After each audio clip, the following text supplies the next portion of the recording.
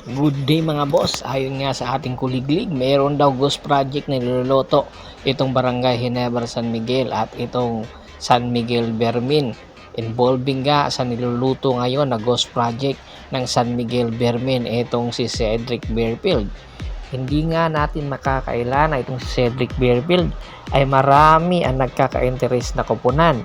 Isa na nga sa nagkaka-interest na koponan ay itong San Miguel Bermin. Kung napansin nyo po sa lineup ng San Miguel Bermen ay wala talaga silang makikita or wakla kayong makikita na go to guy, at kung meron man ay itong si CG Perez, hindi po ito consistent.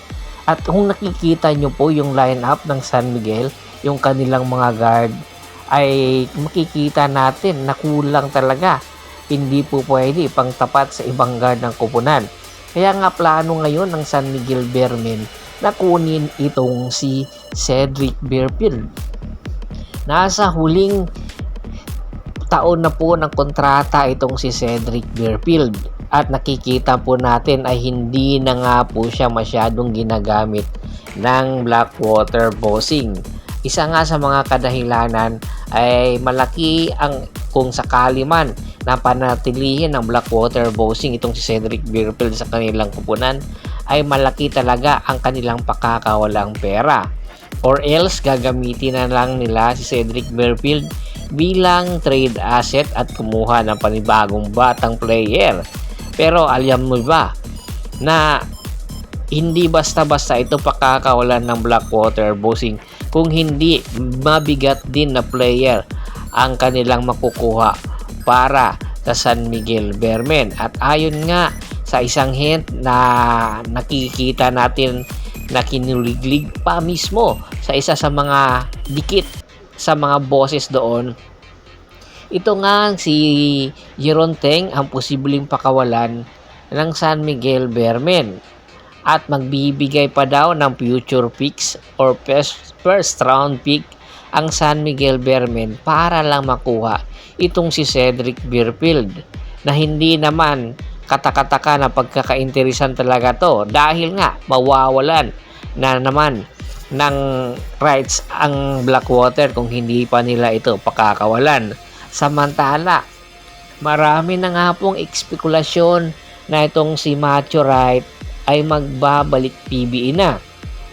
Inamin mismo ng team manager ng Phoenix Fuel Master na kinakausap na nga ni Macho Wright ang may-ari ng Phoenix Fuel Master. Isa sa option ay magbalik ito sa Phoenix, at kung hindi man, dahil nga ang Phoenix ang mayroong right kay Macho, ay gagamiting trade asset ng Phoenix itong si Macho Wright at kumuha ng batang player or future picks para nang sa ganon hindi nila masayang ang kanilang rights para kay Macho. At isa nga, kung sakali nga pong pakawalan ng Phoenix itong si Macho Wright, ang number 1 na option or magiging destinasyon nitong si Macho ay ang Barangay Ginebra San Miguel, na kung saan badly needed nga po ng isang go-to guy, at nakikita nga po ni Coach Tim Con dito kay Macho, at malaki ang may tutulong nitong si Macho Wright para sa San Miguel, rather Barangay Ginebra, kung makukuha ito. Ang tanong na lang, sinong player ang pakakawalan ng Barangay Ginebra? At isa nga po sa hinihingi na player ng Phoenix itong si Jeremiah Gray. Hindi pa naman po final or future pick. Sigurado po mabigat po ang magiging value nitong si Macho Wright dahil galing nga po itong Japan at maganda ang ipinapakita, kaya hindi basta-basta na magpapakawala po itong Phoenix Fuel Masters. Ano sa tingin nyo? Patas ba ito? Komento na sa baba ng video at pag-usapan natin yan. Once again, this is Percival Monteron at your service.